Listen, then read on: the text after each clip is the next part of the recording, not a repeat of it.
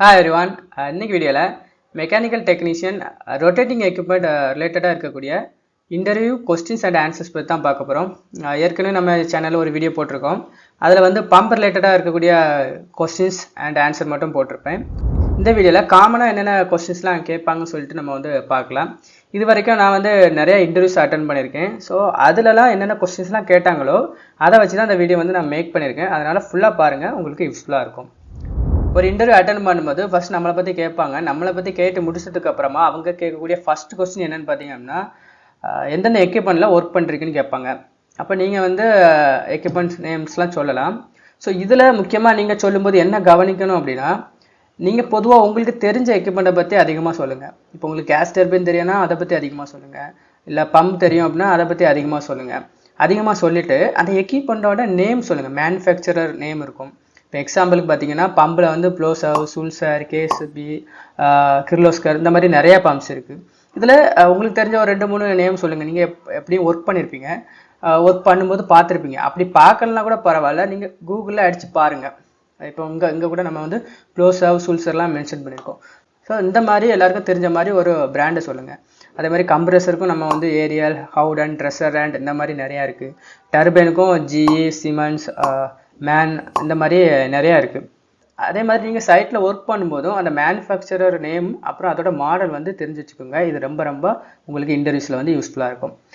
அப்புறமாட்டு நீங்கள் ஒரு எக்யூப்மெண்ட் பற்றி சொல்கிறீங்க அப்படின்னா அதோட தேரி சொல்ல தேவையில்லை. நீங்கள் அந்த எக்யூப்மெண்ட் என்ன பண்ணுனீங்க அதை சொன்னாலே போதும். ரெண்டாவது கொஸ்டின் பார்த்தீங்க அப்படின்னா, நீங்கள் ரொட்டேட்டிங் இன்ஜினியராக இருந்தாலும் சரி, ரொட்டேட்டிங் டெக்னீஷியனாக இருந்தாலும் சரி, எல்லா இன்டர்வியூஸுமே கேட்கக்கூடியது இந்த அலைன்மெண்ட்.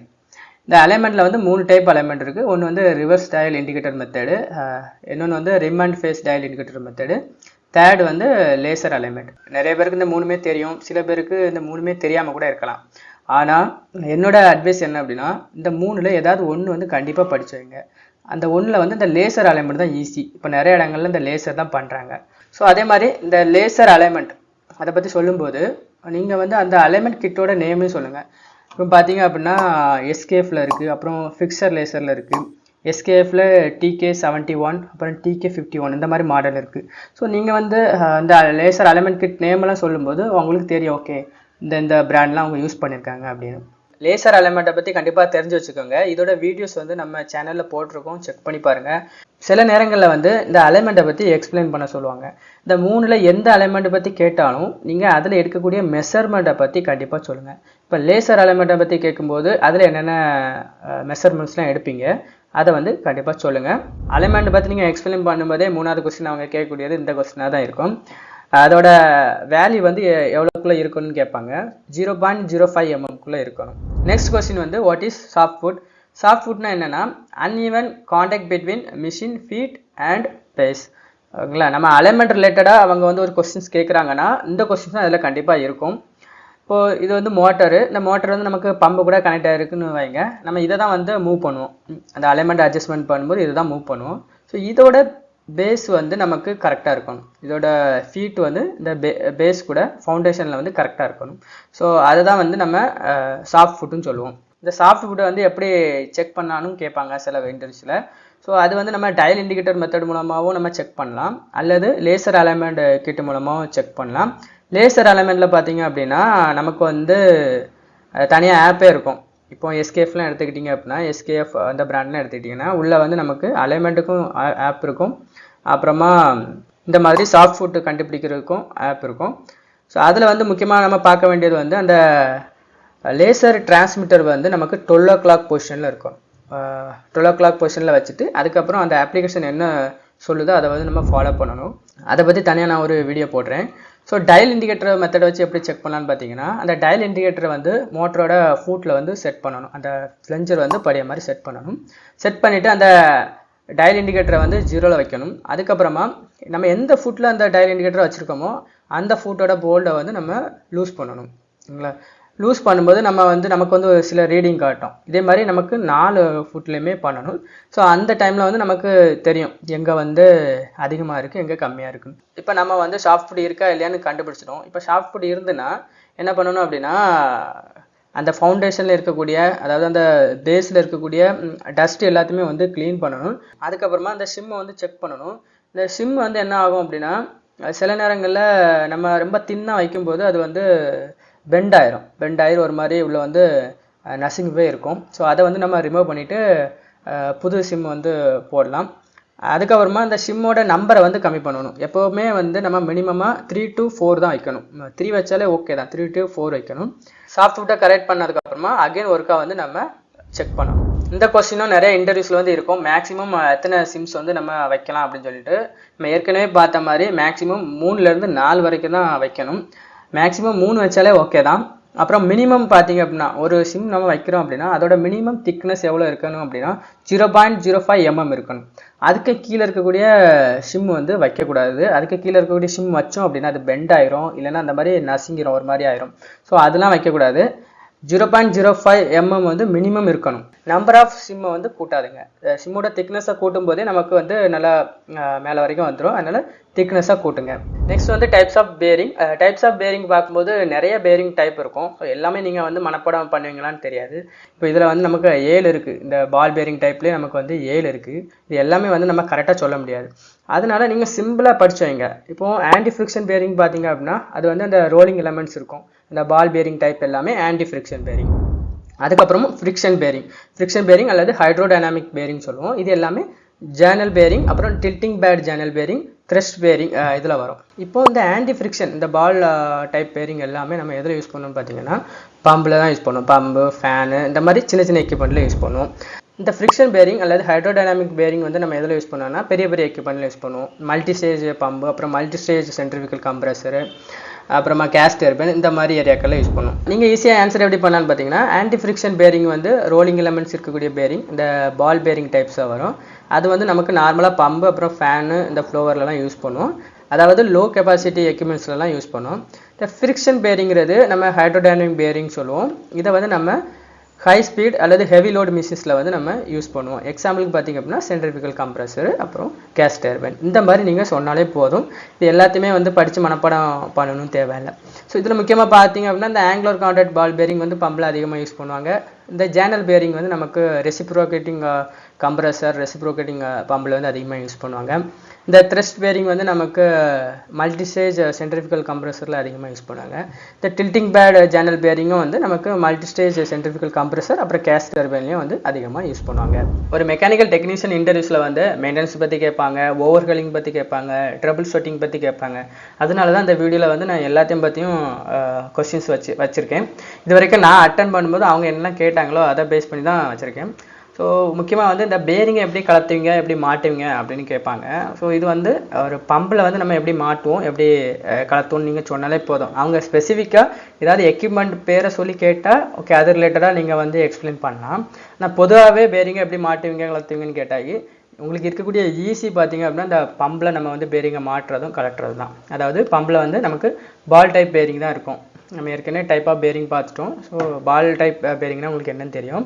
பேரிங்கை கலத்துறது வந்து ஃபஸ்ட்டு அதில் இருக்கக்கூடிய லாக்கிங் சிஸ்டத்தெல்லாம் ரிமூவ் பண்ணணும். இந்த லாக் நட், சர்க்ளிப் இதெல்லாம் வந்து ரிமூவ் பண்ணணும். அதுக்கப்புறமா பேரிங் புல்லரை வச்சு நீங்கள் கலத்தணும். சில நேரங்களில் கேட்பாங்க பேரிங்கை வந்து என்ன டூல் யூஸ் பண்ணி கலத்துவீங்கன்னு. ஸோ அதுக்கு வந்து நம்ம பேரிங் புல்லர்னு சொல்லலாம். இந்த படத்தில் நீங்கள் பார்க்கலாம். இந்த மாதிரி தான் பேரிங் புல்லரை யூஸ் பண்ணி அதை கலத்துவாங்க. இன்கேஸ் பேரிங் வரலன்னா என்ன பண்ணுவீங்கன்னு கேட்பாங்க.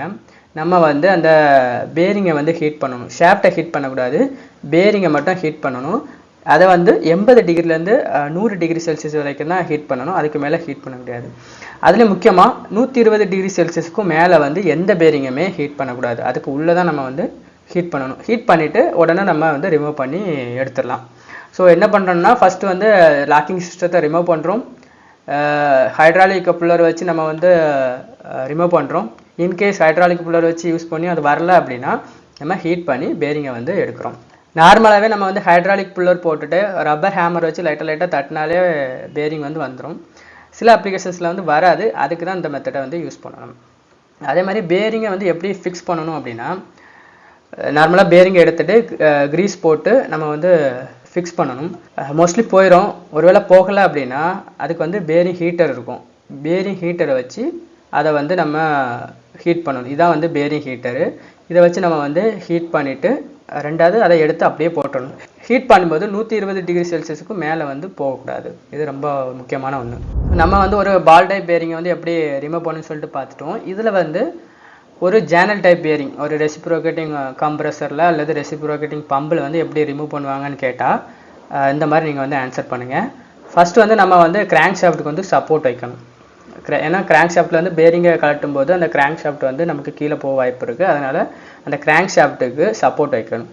சப்போர்ட் வச்சுட்டு அதில் வந்து நமக்கு வந்து பேரிங் கேப் இருக்கும், இந்த மாதிரி இருக்கும். அதை வந்து ரிமூவ் பண்ணணும். ரிமூவ் பண்ணதுக்கப்புறமா இந்த டைப் பேரிங்லாம் பார்த்தோம் அப்படின்னா ரெண்டாட்டி இருக்கும், அப்படி ஸ்ப்ளிட்டாக இருக்கும். ஸோ நம்ம வந்து ஃபஸ்ட்டு வந்து ஒரு பாதி எடுக்கணும், அதுக்கப்புறம் இன்னொரு பாதி எடுக்கணும். இதில் வந்து நான் ரிமூவ் லோயர் பேரிங் செல் போட்டிருக்கேன். இதில் வந்து அப்பர் பேரிங் செல்னு வரும். ஸோ அது மிஸ்டேக்கு. ஃபஸ்ட்டு வந்து மேலே இருக்கிறத நம்ம எடுத்துடணும். எடுத்துட்டு அதுக்கப்புறமா அந்த ஷாஃப்ட்டை வந்து ரொட்டேட் பண்ணணும். ரொட்டேட் பண்ணும்போது கீழே இருக்கிறது மேலே வந்துடும்.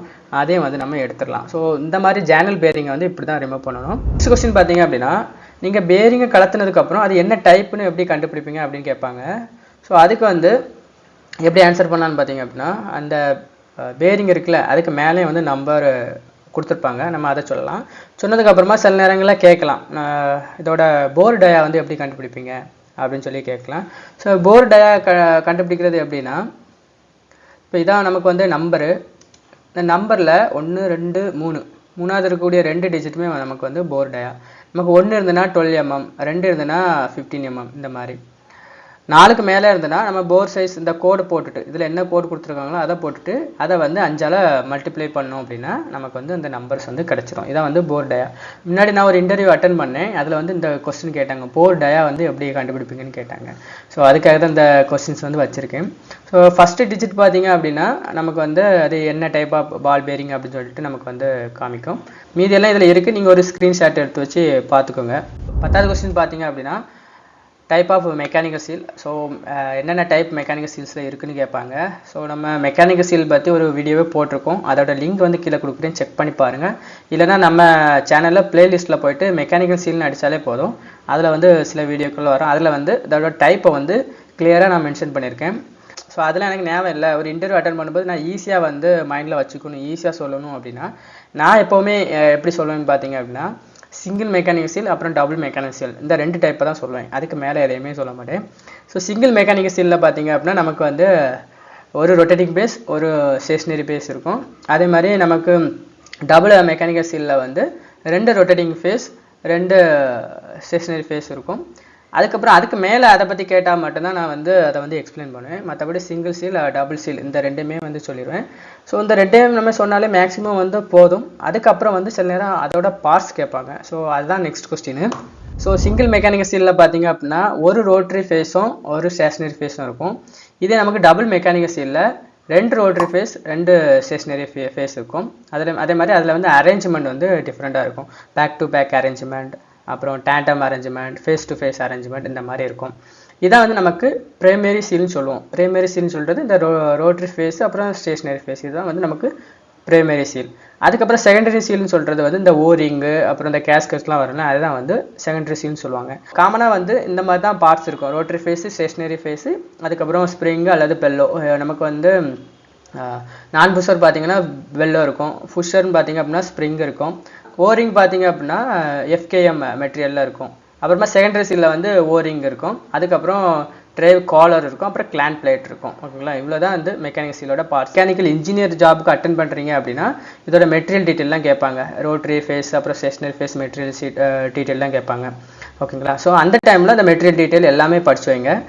நெக்ஸ்ட் பார்த்தீங்க அப்படின்னா ஒரு மெக்கானிக்கல் சீல் வந்து ஃபெயிலியர் ஆக போகுது அல்லது ஃபெயிலியர் ஆகிட்டு அப்படின்னு நம்ம எப்படி கண்டுபிடிக்கலாம், அதோட சிம்டம்ஸ் என்னன்னு பார்த்தீங்க அப்படின்னா லீக் வந்து அதிகமாக ஆகும். அதுக்கப்புறமா அதில் வந்து அப்நார்மல் நாய்ஸ் அந்த சீல் ஏரியாவில் வந்து வரும். அதுக்கப்புறமா ஹை சீல் டெம்பரேச்சர், அதில் வந்து டெம்பரேச்சர் வந்து அதிகமாகும். அப்புறம் ஆயில் மிஸ்ட்டு அல்லது இந்த ப்ராடக்ட் வேப்பர் வந்து ரிலீஸ் ஆகும். நமக்கு பம்பில் இருக்கக்கூடிய ப்ராடக்ட்டு அல்லது நம்ம மெக்கானிக்கல் சீலுக்கு ஏதாவது ஃப்ளஷிங் கொடுக்குறோம், கொஞ்சிங் கொடுக்குறோம் அப்படின்னா அதோட ப்ராடக்ட் வந்து ரிலீஸ் ஆகும்.